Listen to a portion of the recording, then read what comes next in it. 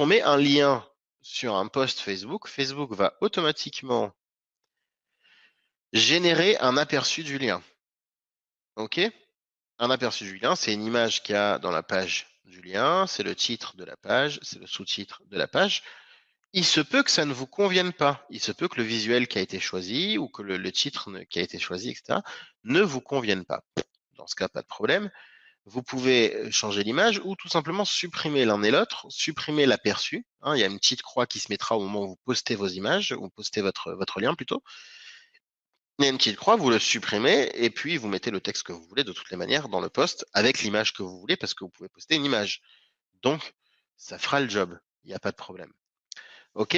Alors, celui-ci est intéressant, le deuxième, là, le Nicolas Jacques, parce que c'est une technique qui utilise ce qu'on vient d'apprendre, mais un tout petit peu plus élaborée. C'est d'ailleurs la même que celle qui est en dessous, qui est un tout petit peu plus élaborée, puisque lui ne va pas directement envoyer sur son lien d'affiliation.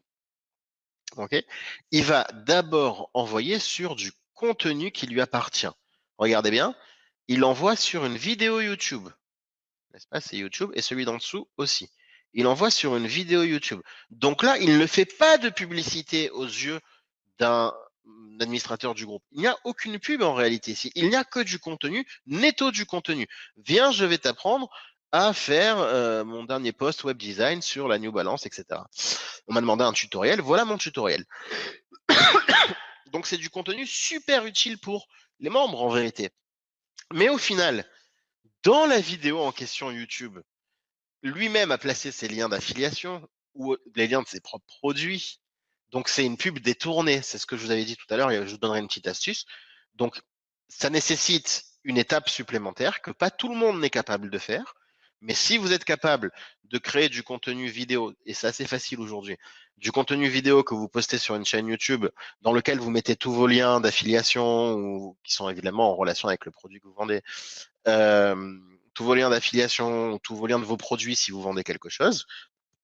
Et à ce moment-là, vous pouvez poster dans les groupes de manière beaucoup plus libre parce que dans le groupe en question, vous ne faites pas de pub. Mais par contre, vous rajoutez une étape. Ça veut dire qu'il y a de la perte au passage. Il y a des gens qui vont aller voir la vidéo mais qui ne vont pas cliquer sur le lien. Il y a quand même un peu de perte. Mais ce sont ceux qui vont cliquer sur le lien sont d'autant plus qualifiés qu'ils ont passé cette étape avec succès. Donc ça, c'est une petite astuce. Ça peut être une vidéo sur YouTube, ça peut être un article de blog, il n'y a pas de problème. Ça peut être un article sur sa propre page Facebook.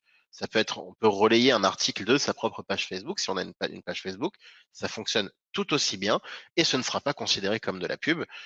Pour faire vraiment simple, l'article sur une page Facebook qui est à nous, c'est extrêmement simple.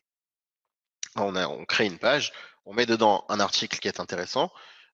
Si c'est pas nous qui l'avons écrit, on utilise l'article qu'on peut utiliser, qu'on est autorisé à diffuser en citant la source. On cite la source et puis basta. Et dans l'article, à la fin de l'article, au début de l'article, on place notre lien d'affiliation ou même on répète notre lien d'affiliation au début ou à la fin de l'article. Et quand on va sur les groupes, eh bien, on poste l'article et non pas le lien d'affiliation. C'est bien clair là-dessus? Ok, donc c'est bien clair sur le type de contenu.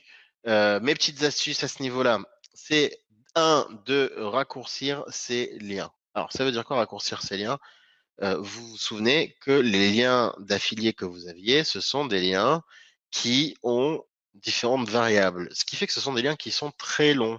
Et c'est moche à voir, surtout dans les réseaux sociaux, surtout quand parfois on peut avoir un nombre de caractères limité, et c'est pas du tout apprécié. Donc, ce que font la plupart des gens, et en plus de ça, ils veulent cacher qu'il y a un lien d'affiliation.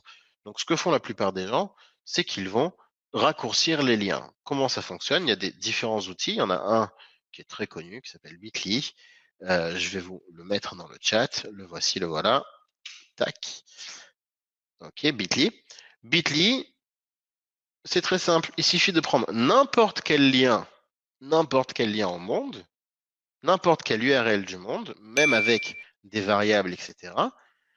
Arriver dans Bitly, le coller ici, il n'y a pas besoin d'inscription, vous pouvez vous mettre directement là, le coller ici, cliquez sur raccourcir ou shorten, et là, on a un lien court. Et c'est ça tout l'intérêt.